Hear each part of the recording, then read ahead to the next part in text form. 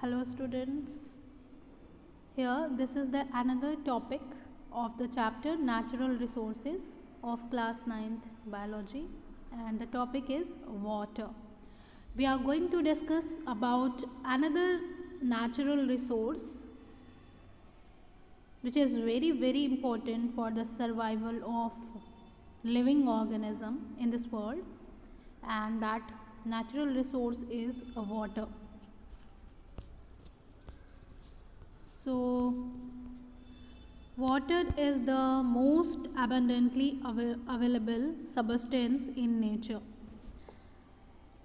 सबसे ज़्यादा पाए जाने वाला कोई जो सबस्टेंस है इन नेचर वो वाटर है. It is an inexhaustible natural resource. और ये कैसा नेचुरल सोर्स है?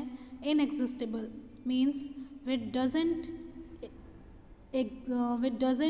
Exist, which doesn't finish off by continuous use, means it gets recycled and it keeps on available on the earth, so it doesn't finish off by continuous use. It is an essential constituent of all animals and plants and constitutes about 73% of the matter of the earth's crust. ये जो natural resource है water, ये हम all animals, दुनिया में जितने भी animals plants हैं उन सब का एक बहुत ही एसेंशियल कंपोनेंट है. All the cells are made up of water. It has maximum amount of water in it. And दुनिया में जितने भी मैटर हैं उसमें जो है वो 73% पानी मौजूद है. Without water the survival of animal and plants is impossible, क्योंकि हमारे बॉडी का जो बेसिक यूनिट है दैट इज़ सेल, वो वाटर से बनी हुई है. And whatever the reactions that take place in our cell, it needs water. So without water living organism can not survive, and we need water for almost all our activities. और हम बहुत सारी activities daily life में करते हैं जिसमें हमें पानी की ज़रूरत होती है. Like we drink water, we use water for cleaning and washing, we use water to grow crops, we need water to prepare our food. Water is also used for industrial and municipal purposes. So there are lots of work we do in our daily life that needs water, like drinking, cleaning, washing, growing crops, preparing food, and in our industry and municipal purposes. So water is the basic need of our life. Now we will talk about the sources of water. कहाँ से हमें ये पानी मिलता है? So water is widely distributed in nature in different forms. Nature में जो पानी है वो अलग अलग फॉर्म्स में मिलता है. It occurs in nature as rain water, जैसे कि आपको रेन वाटर के फॉर्म में मिल सकता है, सरफेस वाटर के फॉर्म में. ठीक है, the water that is found on the surface of the earth, उसको हम सरफेस वाटर बोलते हैं, जैसे कि river, spring, mineral water, underground water. Okay, तो ये जो सरफेस पे मिलता है जैसे कि नदियों में, तालाबों में, झीलों में, समंदर, सागर, उसको हम सरफेस वाटर बोलेंगे. और हमें अंडरग्राउंड वाटर, पानी जो है वो ज़मीन के अंदर से भी मिलता है. तो there are lots of sources and water is distributed so widely in the nature. Water also occurs in air as water vapour and as ice on the hill tops. पानी जो है वो एयर में भी मौजूद होता है वाटर वेपर के फॉर्म में. ओके, एंड आइस के फॉर्म में भी प्रेजेंट होता है on the hill tops, mountains के टॉप पार्ट पे. And on the poles, north and south pole में आइस कैप के फॉर्म में, ग्लेशियर के फॉर्म में. तो पानी जो है वो अलग अलग फॉर्म में, अपने तीनों फॉर्म में, लिक्विड, गैस एंड सॉलिड, तीनों फॉर्म में जो है वो नेचर में मौजूद है. Now we will talk about the rain water. Rain water is the purest form of naturally occurring water. अगर हम नेचुरली अकरिंग वाटर की बात करें तो रेन वाटर जो होता है वो सबसे ज़्यादा प्योर होता है. It evaporates from the sea as a result of excessive heat. जो पानी सी में मौजूद है वो उसका इवेपोरेशन होता है because of the heat of the sun, and it goes on into the air in the form of water vapor and make clouds. At high altitudes they undergo condensation, जब ये बहुत ऊपर जाता है high altitude पे तो वहाँ पे the air become expands and it cools down and condenses and to form small droplets. जब ये धीरे धीरे वाटर वेपर ऊपर जाता है हाई एल्टीट्यूड पे तो वहाँ पे जाके वो ठंडा हो जाता है, कंडेंस हो जाता है और कंडेंस होकर फिर से स्मॉल ड्रॉपलेट में कन्वर्ट हो जाता है and it falls on the earth as a rain, और वही ड्रॉपलेट्स फिर धरती पर गिरती है जिसको हम रेन बोलते हैं, बारिश बोलते हैं। Since rain water is produced by a process of distillation it is considered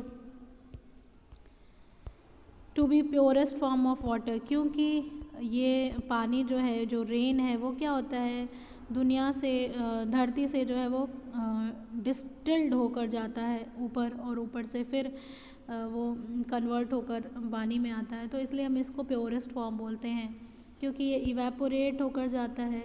तो इवेपोरेशन के थ्रू क्या होता है बाकी सारी चीज़ें जो इम्प्योरिटीज़ होती हैं वो नीचे ही रह जाती हैं और पानी जो है वो गैसोस फॉर्म में ऊपर चला जाता है, फिर वहाँ से फिर वो वाटर ड्रॉपलेट में कन्वर्ट होकर नीचे आता है। तो इस इवेपोरेशन की वजह से ये क्या हो जाता है, प्योर हो जाता है, इट बिकम्स प्योर, इसीलिए हम रेन वाटर को प्योरेस्ट वाटर बोलते हैं in the natural sources.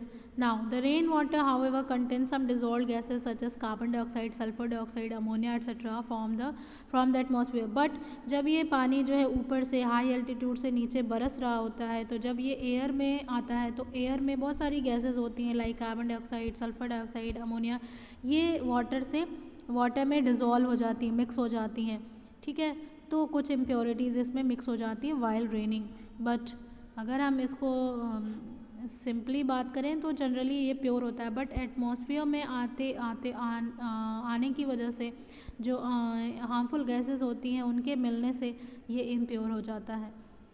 Now we will talk about the surface water. The rain water that falls on the earth and remains on the surface form the source of all surface water. जब पानी बरसता है ऊपर से और ये surface पे रह जाता है, धरती के ज़मीन पर ही रह जाता है, तो इसको हम सरफेस वाटर बोलते हैं। The most important sources of surface water are lakes, pond, rivers and storage reservoirs. Surface water के सोर्सेज क्या हो गए, लेक्स हो गए, झील, तालाब, नदी और रिजर्वायर, कुछ और रिजर्वायर अगर हमने आर्टिफिशियली बनाए हैं तो वो सारे जो हो गए वो सरफेस वाटर के सोर्सेज हो गए, ठीक है। तो surface water contain certain impurities, surface water में कुछ इम्प्योरिटीज़ हो सकती है क्योंकि बहुत सारी चीज़ें सरफेस वाटर में आकर मिलती रहती हैं, डिज़ोल्व होती रहती हैं पानी में। एज़ यू नो पानी जो है वो यूनिवर्सल सॉल्वेंट है, तो बहुत सारी चीज़ें आकर उसमें डिज़ोल्व हो जाती हैं। Now a lake is form due to the collection of water in natural basin और a depression in a mountains area और इन प्लेन्स। लेक कैसे बनी, लेक कोई सरफेस पे on the surface of the earth कोई depression था, कोई basin था, कोई कैविटी थी, तो उसमें पानी जो है वो आकर कलेक्ट हो जाता है, उस वही लेक बन जाता है। Now as water is stored in lake for a long time the suspended impurity settle down, लेकिन पानी उसमें बहुत समय तक जो है वो इकट्ठा रहता है, स्टोर रहता है, तो जो इम्प्योरिटीज़ होती हैं वो जाकर नीचे बॉटम पर सेटल डाउन हो जाती हैं, तो इसलिए lake water is also quite fresh. Now, streams are also formed by the surface runoff. Pond is man-made body of standing water, but smaller than that of lake.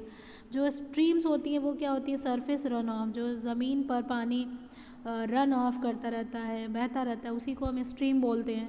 और pond जो है वो man-made body है and lake से ये छोटा होता है। Now it is made by digging earth surface, हम पॉन्ड कैसे बनाते हैं, अर्थ सरफेस को डिग करके। The water present in ponds contain impurities, ponds में भी जो पानी होता है उसमें इम्प्योरिटीज़ हो सकती है। So a pond can not be use as a source of clean water, इसीलिए हम पॉन्ड के पानी को हम एज अ क्लीन वाटर इस्तेमाल नहीं कर सकते हैं।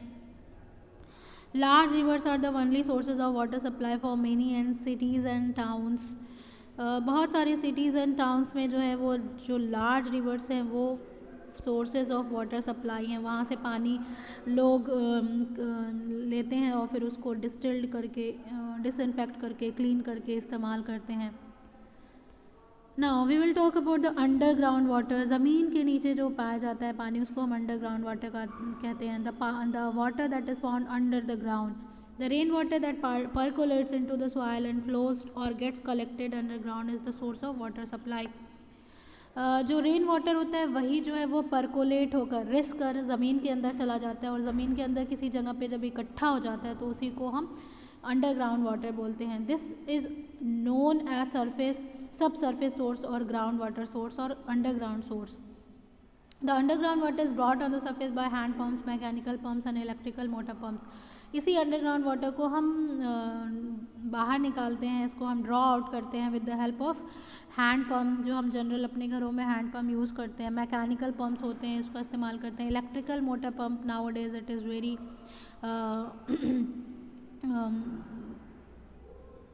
कॉमन. तो इन सारे पंप्स का इस्तेमाल करके हम अंडरग्राउंड वाटर को ड्रॉ आउट कर लेते हैं, बाहर निकाल लेते हैं. Generally ground water is clear and colourless, free from bacteria and other living organism, but contain dissolve inorganic salts which may be harmful. Generally क्या होता है कि जो अंडरग्राउंड वाटर होता है वो क्लियर होता है, साफ़ होता है, कलरलेस होता है एंड बैक्टीरिया नहीं होते उसमें और भी अदर लिविंग ऑर्गेनिज्म नहीं होते हैं, लेकिन कुछ उसमें डिज़ोल्व इनऑर्गेनिक सॉल्ट्स हो सकते हैं जो कि हमारे लिए हार्मफुल हो सकते हैं. बट मोस्टली ये जो होता है वो अगर अंडरग्राउंड वाटर जो है वो नीट एंड क्लीन होता है जिसको हम इस्तेमाल करते हैं generally in daily life. When ground water appears at the surface springs are formed.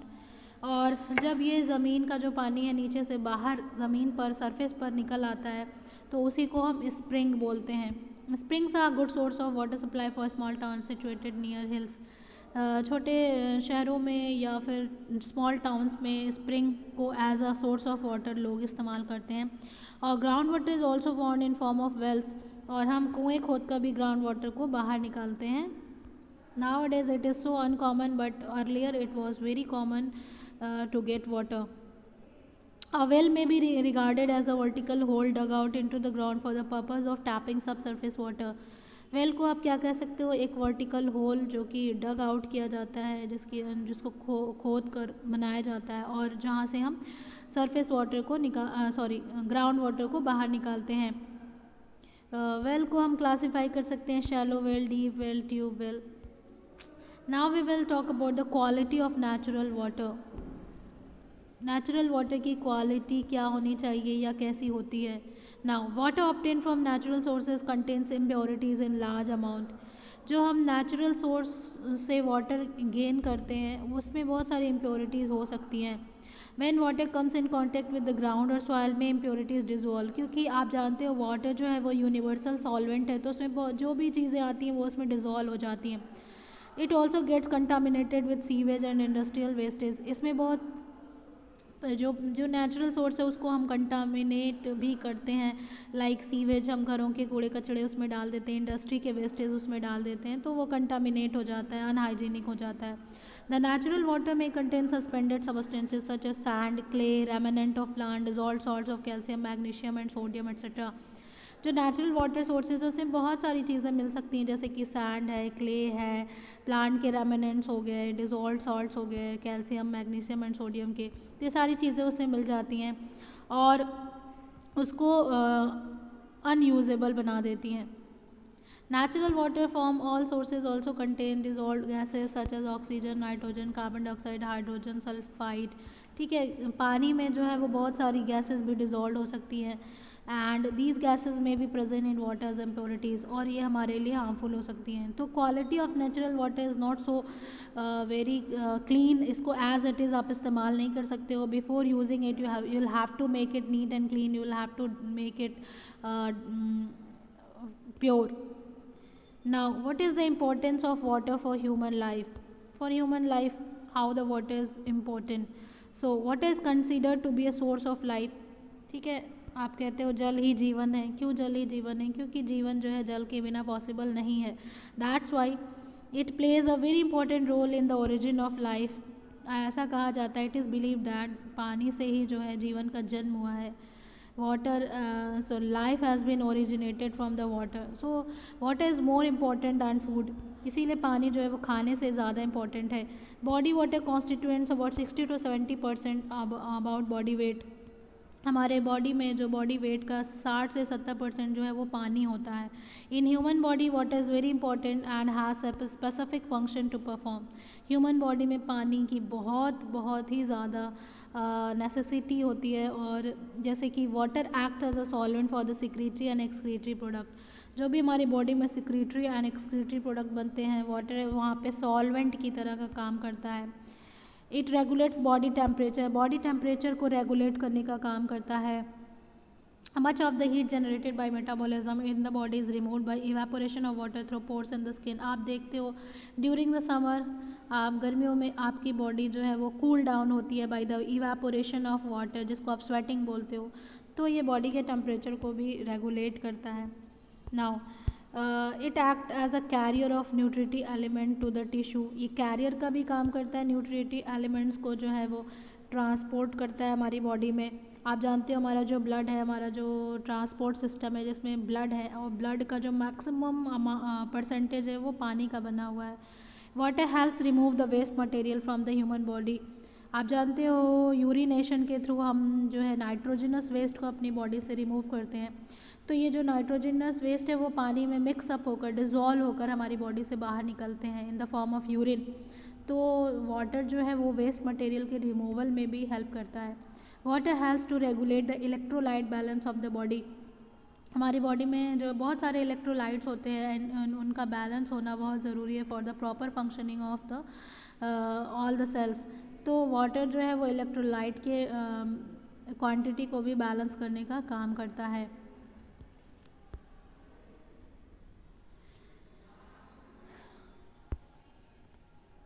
So this is all about for this video. In the next video we will talk about the importance of water for plant life. So this is all. Thank you.